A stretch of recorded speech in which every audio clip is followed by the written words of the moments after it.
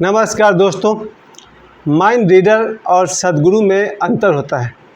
आज मैं आप सभी को बताना चाहता हूं कि माइंड रीडर और सद्गुरु में क्या अंतर है। सद्गुरु को देखते ही उनका चरण स्पर्श करने का मन करता है और माइंड रीडर को देख करके कितने लोग चरण स्पर्श करते हैं, ज़रा मुझे बताइए। जब भी कोई माइंड रीडर चैनल में आता है तो कितने लोग दौड़ पड़ते हैं उनका पैर छूने के लिए?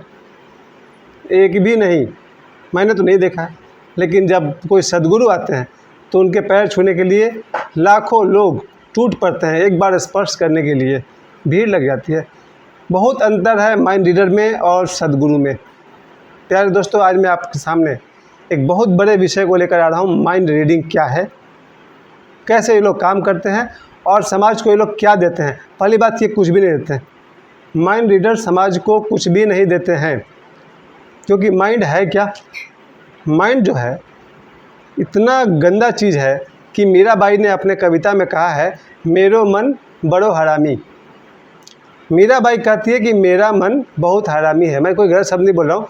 ओशो ने अपने प्रवचन में भी कहा है और हिंदी की किताब में भी ये उनका कविता आता है मीराबाई का कि मेरो मन बड़ो हरामी।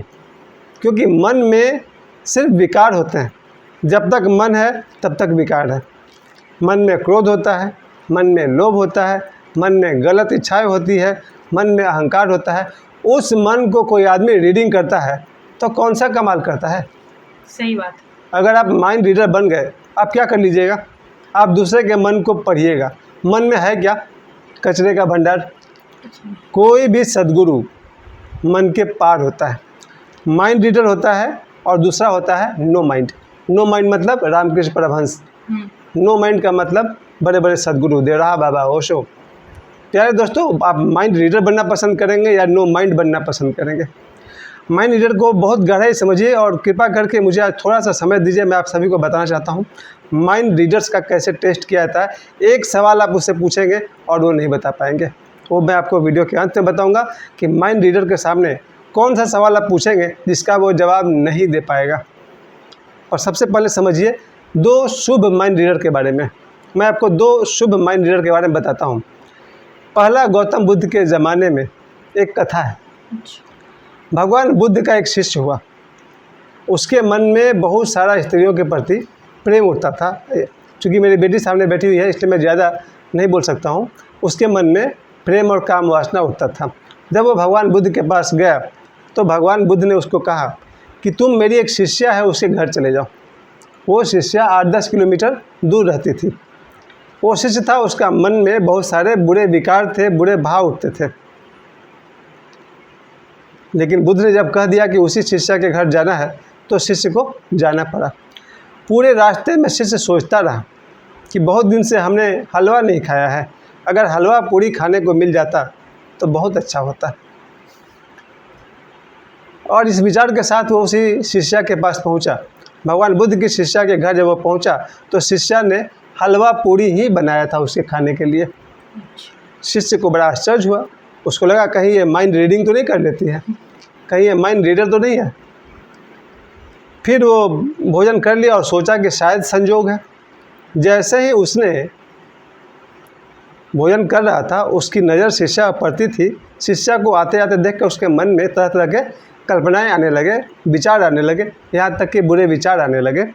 वो शिष्या को देख करके तरह तरह के कल्पनाएं करने लगा और वो शिष्या भोजन परोसती गई पर इसका नज़र शिष्या के चेहरे पर था वगैरह वगैरह। जब उसने भोजन कर लिया तो इसके मन में आया भोजन के बाद आधा घंटा हमको सोने का मिल जाता तो बहुत अच्छा था। शिष्या ने कहा बिस्तर लगा लिए हैं, आधा घंटा सो लीजिए। अब तो शिष्य और चौंका। उसने कहा कि भाई कहीं ये सचमुच माइंड रीडर तो नहीं है। जब मैंने हलवा पूरी की बात सोची तो इसने हलवा पूरी बना दिया। जब मैंने कहा थोड़ा आराम करना है तो थोड़ा आराम करने को बोलती है। उसके मन में ये आया कि यार दुनिया में कोई अपना भी नहीं होता है जो इतना सोचता है।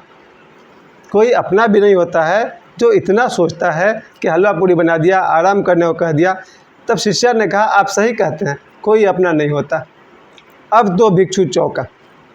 उसने कहा कहीं आप माइंड रीडर तो नहीं? उन्होंने कहा हाँ मैं माइंड रीडर हूँ। तुम्हारे मन में क्या क्या चल रहा है वो मुझे सुनाई पड़ता है। जब तुम रास्ते में आ रहे थे तुमने हलवा पूरी खाना चाहा वो भी मुझे सुनाई पड़ता है। यहाँ बैठकर तुमने जो जो चीज़ मन में सोचा है वो भी मुझे सुनाई पड़ता है। अब तो बड़ा शर्मिंदा हुआ कि मैंने इस शिष्या के बारे में क्या क्या सोच लिए। बड़ा शर्मिंदा होकर के सिर झुका करके वो वहाँ से चला आया। भगवान बुद्ध ने उसे कहा तुम कल भी वहीं जाओगे। अब तो उसने मन में कहा कि भैया हम तो नहीं जाएंगे, वो माइंड रीडर है, वो मन में कुछ भी पढ़ लेती है और मेरे मन में बहुत कचरा भरा हुआ है, मैं उसके पास नहीं जाऊंगा। लेकिन ये बात उसने बुद्ध के मुंह पर तो कही नहीं। जब वो दोबारा जाना पड़ा उसको तो बड़ा सावधान रहा कि मन में कोई गलत बात नहीं सोचना, शिष्या बड़ी सुंदर है, कोई ऐसा वैसे विचार नहीं करनी है। दिन भर वो इसी साधना में लगा रहा कि मन में बुरे विचार आने ही नहीं देंगे। तब भगवान बुद्ध ने मैसेज भेजा कि तुमको 7 दिन वहीं रहना है, 7 डेज 7 नाइट्स तुमको उसी शिष्या के घर पे रहना है। वो साधक इतना सावधान रहने लगा कि बोला मन में बुरे विचार हमको करने ही नहीं है, ये माइंड रीडर है, ये पढ़ लेगी। कितना शर्म की बात है मेरे लिए, जिसके घर में रहते हैं उसी के बारे में ऐसा गंदा सोचते हैं। 7वां दिन तक वो चूँकि वो लगातार सावधान रहा, मन का साक्षी रहा, और 7 दिन के बाद उसके मन की हिम्मत नहीं थी कि बुरे विचार कर सके। ये था माइंड रीडर होने का सुंदर परिणाम। हाँ। वो लड़की माइंड रीडर थी और उसने इस लड़का के जीवन को सही रास्ता पर ला दिया। आज माइंड रीडर क्या करते हैं? समाज के कितने लोगों को सही रास्ता पर लाते हैं? कुछ नहीं करते हैं सर, मुझे मालूम है। मैं माइंड रीडर के साथ रह चुका हूँ पहले भी, एक से मेरी मुलाकात भी हुई है और मेरे पिताजी की मुलाकात हुई है।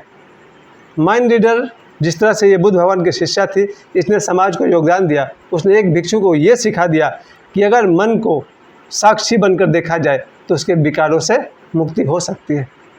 लेकिन आज 2023 में माइंड रीडर का क्या इस्तेमाल हो रहा है आप सभी जानते हैं। एक और शुभ माइंड रीडर के बारे में सुन लीजिए, उसके बाद मैं आपको बताऊंगा कि माइंड रीडर का इस्तेमाल आज लोग कर रहे हैं पंडित धीरेन्द्र कृष्ण शास्त्री को गलत साबित करने के लिए कि वो चमत्कार करते हैं, पाखंड फैलाते हैं, ढोंग फैलाते हैं। माइंड रीडर का काम इतना ही रह गया है। ये बात मैं इसके बाद में कहूँगा, पहले एक और शुभ माइंड रीडर के बारे में आप लोग जान लीजिए, और उसके बाद मैं बताऊँगा माइंड रीडर के साथ कौन सा टेस्ट लिया जाए कि उसकी बोलती बंद हो जाएगी। खैर, पहली बात अब ये दूसरी कहानी मैं आपको बता रहा हूँ। एक हमारे बहुत बड़े गुरु हुए थे महात्मा गांधी के समय में। वो गुरु जो थे कुछ बोलते नहीं थे, मौन रहते थे और परम सिद्ध थे। जैसे दौड़ा हुआ थे उतना वो सिद्ध गुरु थे। महात्मा गांधी के भी वो गुरु थे। उन्होंने महात्मा गांधी को भी, वो बोलते नहीं थे, वो लिखते थे, और लिख करके मैसेज दिया था कि सिर्फ राम राम का कीर्तन करने से नहीं होगा, ध्यान करना होगा। जब वो गुरु अमेरिका गए, विदेश में गए, तो एक माइंड रीडर को उन गुरु के से, बात है 1890 के बाद की बात है तो, या 1900 के बाद की बात है, उनके सामने माइंड रीडर को बुलाया गया और माइंड रीडर से कहा गया कि ये गुरु जी सामने बैठे हुए हैं, इनका माइंड रीडिंग करके बताओ। गांधी जी के मैं गुरु की बात कर रहा हूँ। अब वो गुरु सामने बैठे हुए हैं और माइंड रीडर भी सामने बैठ गया, आंखें बंद कर लिया, ध्यान में चला गया ताकि गुरु जी के मन की बात को सुन सके। वो 10 मिनट तक बैठा रहा। उसको कई बार शक हुआ कहीं सामने वाला आदमी चला तो नहीं गया, तो आँख खोल के देखता था तो गुरु जी सामने बैठे हुए हैं। फिर उसने आँख बंद किया, 10 मिनट तक कोशिश किया कि इसके मन में क्या चल रहा है ज़रा मैं पढ़ लूँ, और आँख बंद करके वो पढ़ने की कोशिश करता रहा। फिर उसने आँख खोल के देख लिया कहीं है कि आदमी चला गया उठ करके। आँख खोला तो देखा गुरु जी सामने ही बैठे हुए। तो उसको लगा, और आधे घंटे में वो माइंड रीडर पसीना पसीना हो गया और कहा कि सामने जो आदमी बैठा हुआ है इसके मन में कुछ भी नहीं चल रहा है, यानी कि इसके मन में न क्रोध है, न अहंकार है, न लोभ है, कोई भी विकार नहीं है, मन ही नहीं है इसके पास। इसी आदमी को कहा जाता है नो माइंड। समाधिस्थ व्यक्ति जो होता है, जो समाधि को प्राप्त व्यक्ति होता है, उसका कोई मन नहीं होता है, क्योंकि मन है तो कंपटीशन, मन है तो दौड़। उन गुरु के मन में कुछ भी नहीं था। तो माइंड रीडर ने उनकी तरफ देखा और कहा कि ये परम सिद्ध हैं, इनका कोई मन ही नहीं है। उस माइंड रीडर ने एक बात समझ लिया कि हम माइंड रीडिंग करके क्या करेंगे, मन के पार चले जाएं तो कुछ बात हुई। प्यारे दोस्तों, कल गुरु पूर्णिमा है 3 जुलाई को। आज मैंने आप लोगों को माइंड रीडर्स की कहानी इसीलिए बताई ताकि आप सभी जान सकें सद्गुरु आपको मन के पार ले जाता है और माइंड रीडर्स आपके मन को पढ़ते हैं। क्या करेंगे पढ़ करके? किसी के मन को अगर आप पढ़ भी लिए तो क्या करेंगे? एक बच्चे के मन को पढ़ेंगे तो टीचर को पीटना चाहता है। इससे आप बच्चे के जीवन में क्या बदलाव ला देंगे? किसी आदमी के मन में पढ़ेंगे तो उसके मन में बहुत तरह के विकार होंगे, किसी की हत्या करने के विचार होंगे, कुछ बुरे भाव होंगे। तो क्या कर लेंगे आप किसी के मन को पढ़ करके? कोई फ़ायदा नहीं। माइंड रीडर्स, आपने इन 2 घटनाओं में देख लिया कि माइंड रीडर्स कोई बहुत उपयोगी व्यक्ति नहीं है, किसी काम का नहीं है। कोई माइंड रीडर्स नहीं चाहता है, ये बहुत ख़ास बात है, आज के वीडियो का सबसे बेस्ट लाइन है। माइंड रीडर नहीं चाहता है कि वो जिस शो में गया है वहाँ के सभी लोग माइंड रीडर्स हो जाएं। वो अपना ट्रिक, अपना ट्रेनिंग, अपना स्टडी किसी को भी नहीं बताना चाहता है। लेकिन सद्गुरु चाहता है मेरा हर शिष्य मोक्ष को प्राप्त करे। इस अंतर को याद रखिएगा। माइंड रीडर जब आपके चैनल में आता है पंडित धीरेन्द्र कृष्ण शास्त्री के खिलाफ बोलने के लिए, तो उसकी कोई इच्छा नहीं है कि आप सभी माइंड रीडर की तरह उसके बराबरी कर लें, लेकिन हर सद्गुरु चाहता है कि आप गुरु से भी आगे बढ़ें। यही अंतर है सद्गुरु में और एक माइंड रीडर में। उसके बाद आइए तीसरे पॉइंट पर कि माइंड रीडर के सामने कौन सा टेस्ट किया जाए जिससे कि वो चारों खाने चित हो जाए। ये इसलिए ज़रूरी है क्योंकि मेरी 2 मुलाकात हुई है गलत माइंड रीडर से। वो लोग साधु का भेष बना करके, छोटे मोटे रुद्राक्ष निकाल करके और क्या क्या वो लोग छोटे छोटे खेल तमाशे दिखाते हैं। उसके बाद वो कहते हैं कि तुम्हारे 2 भाई 3 बहन हैं। हम लोग कहते हैं हाँ जी हाँ जी। उसने मुझसे भी कहा कि भाई तुम लोग 3 भाई हो 2 बहन हो। हाँ, पिताजी ये करते हैं, माँ ये करती है। यानी आपके सारे घर का भेद बता करके आपके पॉकेट में इतना रुपया है। मैंने कहा हाँ जी है। और बाद में वो मुझसे कहने लगा कि भाई हमको जाना है बद्रीनाथ, हमको आप 1000 रुपये दीजिए, नहीं तो मैं आपके बहन को बर्बाद कर दूंगा, तो भाई को मार के खा जाऊंगा, बाप को ये कर दूंगा। ये माइंड रीडर जो होते हैं अघोरी का रूप लेकर के लोगों को बताते हैं कि तुम्हारे इतने भाई बहन हैं, इतने लोग समझते हैं बहुत बड़ा महात्मा है, और वो लोगों से पैसे ठग लेते हैं। उस ज़माने में 1995 उसने मुझसे 1000 रुपये ले लिए थे, जिसको चुकाने में मुझे 3 महीना लग गया था। प्यारे दोस्तों, ऐसे माइंड रीडर भी होते हैं जो साधु का भेष बना करके आपके बारे में बोलेंगे आप ये हैं, आप वो हैं, आप कहेंगे वाह बहुत बड़ा महात्मा है, और आपसे वो पैसे ही छीनेगा। चलिए ठीक है, अब मैं आज के संदर्भ में बात करता हूँ 2023 में, जब मैं सुबह से शाम तक मैंने आज बहुत सारे माइंड रीडर्स का वीडियोस देखा। सभी माइंड रीडर्स का एक ही टारगेट था कि पंडित धीरेन्द्र कृष्ण शास्त्री जो करते हैं वो चमत्कार नहीं है, ट्रिक है, और लोगों में अंधविश्वास फैलाते हैं, इस तरह की बातें करते हैं। साक्षी, आपसे मेरा सवाल है कि ये जो माइंड रीडर्स होते हैं उसमें और आपके गुरुजी में, इनके गुरुजी हैं पंडित धीरेन्द्र कृष्ण शास्त्री, ये तो अपने गुरु का नाम भी नहीं लेती है, क्योंकि आदरणीय व्यक्ति का या पिताजी का नाम लेकर नहीं बुलाया जाता है। तो ये अपने गुरुजी को, पंडित धीरेन्द्र कृष्ण शास्त्री जी को तो सिर्फ गुरुजी कहती है।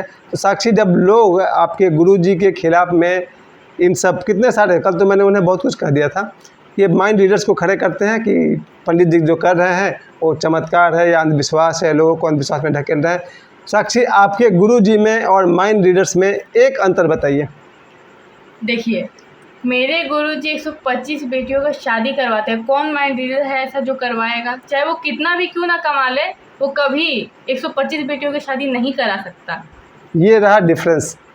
माइंड रीडर्स अपने जीवन काल में कितने बेटियों की शादी करवाते हैं? एक भी नहीं। माइंड रीडर्स भी कमाते हैं, आपके शो में आते हैं, आपके चैनल में आते हैं, बहुत कमाते हैं, पैसे तो लेते ही होंगे सर। से ही कितना कमा ले तो उसका कोई गिनती नहीं है। तो माइंड रीडर्स अपनी कमाई से कितने बेटियों की शादी करवाते हैं? मेरे हिसाब से, मेरी जानकारी से एक भी नहीं। दूसरा अंतर जो है माइंड रीडर्स में, सदगुरु लोगों को सिखाते हैं हनुमान चालीसा का पाठ करो। आपने किसी माइंड रीडर्स को किसी चैनल पर देखा है बोलते हुए कि हमें रामायण का पाठ करना चाहिए या हमें हनुमान चालीसा पढ़ना चाहिए? आज तक नहीं सुने, हम कभी नहीं सुने। आज सुबह से मैंने बहुत सारे माइंड रीडर्स का वीडियो देखा, किसी माइंड रीडर्स ने ये नहीं सिखाया है कि हमें अपने धर्म की कठोरता से पालन करनी चाहिए। उन्होंने ये नहीं कहा कि हनुमान चालीसा का 108 बार पाठ करिए, 200 बार पाठ करिए, 500 बार पाठ करिए, ताकि आपका धर्म के प्रति आस्था बढ़े, आपका मनोबल बढ़े। कोई भी माइंड रीडर हमें नहीं सिखाता है कि रामचरितमानस का पाठ करें। कोई माइंड रीडर हमें नहीं सिखाता है कि बैठकर 1 घंटा मेडिटेशन करें। माइंड रीडर ने समाज को क्या दिया है, क्या शिक्षा देते हैं, मैंने पूरा वीडियो देखा है, कोई भी शिक्षा वो नहीं दे पाते हैं। और दूसरी तरफ सदगुरु हैं। सदगुरु चाहते हैं कि उनका हर बच्चा जो अगर सनातन धर्म से संबंध रखता है तो अपने धार्मिक ग्रंथों को पढ़े, उनसे अच्छी बातें सीखे, हनुमान चालीसा का पाठ करें। इनके गुरु जी कहते हैं हनुमान चालीसा का पाठ करो, रामायण का पाठ करो, बड़ों की इज्जत करो, वगैरह वगैरह, बहुत सारी नैतिक बातें सिखाते हैं। कौन सा माइंड रीडर है जो आपको नैतिक बातें सिखा रहा है? माइंड रीडर के विषय में आज मैंने बात सिर्फ इसलिए उठाया, कल गुरु पूर्णिमा है। हम सब अपने अपने गुरुओं को तो दिन भर याद करेंगे ही। अब तक सृष्टि में जितने गुरु हुए हैं उन सभी के सामूहिक रूप के पर्व को गुरु पूर्णिमा कहते हैं। कल के दिन मैं समस्त गुरुओं को जो आज तक धरती पर हुए हैं और आज जो मौजूद हैं उन सभी गुरुओं को मैं बहुत बहुत प्रणाम करता हूं। और माइंड रीडर्स के बारे में मैं इतना ही कहना चाहता हूं प्यारे दोस्तों, सारे माइंड रीडर्स ये प्रूव करने की कोशिश करना चाह रहे थे कि पंडित धीरेन्द्र गिरि शास्त्री गलत हैं। वो ये साबित करना चाहे थे कि बागेश्वर धाम सरकार जो कर रहे हैं वो अंधविश्वास फैला रहे हैं। साहब, एक आदमी सनातन धर्म के लिए अपनी जान दांव पर लगा रहा है और आप लोग सिर्फ उसको गलत साबित करने में लगे हुए हैं। आपकी शिक्षा को धिक्कार है भाई। सही बात। आप लोग इतना भी नहीं कह पाए कि एक आदमी सनातन धर्म के लिए काम कर रहा है और आप उसके ही खिलाफ बोले चले जा रहे हैं। प्यारे दोस्तों, इनका एक फायर टेस्ट मैं आपको सिखा दूँ, फिर मेरी बात पूरी हो जाएगी। कोई भी माइंड रीडर अगर आपसे साधु भेष में आता है या दावा करता है कि मैं बहुत कुछ जानता हूँ, उसके सामने सिर्फ एक टेस्ट लीजिए और याद रखिएगा, आपके सामने कोई भी साधु आए, अघोरी आए, भगवान का अवतार आए या कहे मुझ में देवी देवता आते हैं, और अगर आपको संदेह हो रहा कि ये व्यक्ति धार्मिक नहीं है, ये आदमी सिर्फ माइंड रीडर है, ये हमारे बारे में जान ले रहा है कि मेरे पॉकेट में 300 रुपये हैं, घर में 15 किलो चावल है और इससे ज़्यादा ऐसा कोई आध्यात्मिक पहुँच नहीं है, वैसे व्यक्ति के सामने एक चुटकी चावल ले करके अपने मुट्ठी में रख लें। ध्यान से सुनिएगा, ये बात आपको शायद ही मेरे सिवा कोई नहीं बता पाएगा।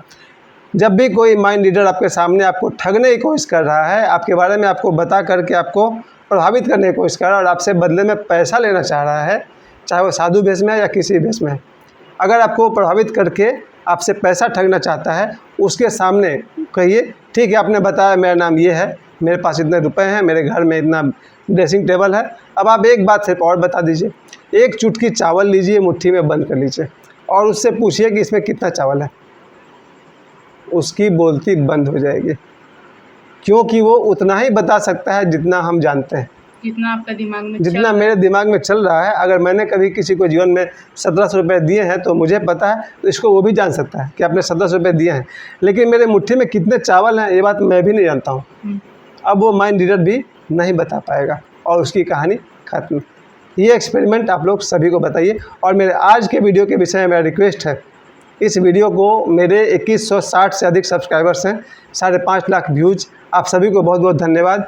गुरु पूर्णिमा के अवसर पर कल मैं आगे और भी बात करूंगा। आज मैं गुरु पूर्णिमा के अवसर पर आप सभी से कहना चाहता हूं, माइंड रीडर्स का इस्तेमाल सद्गुरुओं को गलत साबित करने के लिए मत कीजिए। सद्गुरु महासूर्य हैं, महाआकाश है, अनंत है, और माइंड रीडर क्या है आप समझ चुके हैं। अगर एक बार अंतिम बात मैं फिर से दोहरा दूं, सद्गुरुओं को देख करके 10 लाख लोग दौड़ पड़ते हैं चरण छूने को, और माइंड रीडर्स के सामने आने पर कोई भी उसके पैर नहीं छूता है। I think you got it. आपको बात समझ में आ गई होगी। मेरे सारे मित्रों को बहुत बहुत धन्यवाद और गुरु पूर्णिमा की बहुत सारी शुभकामनाएं। जय सद्गुरुदेव और जय माइंड रीडर्स। Thank you.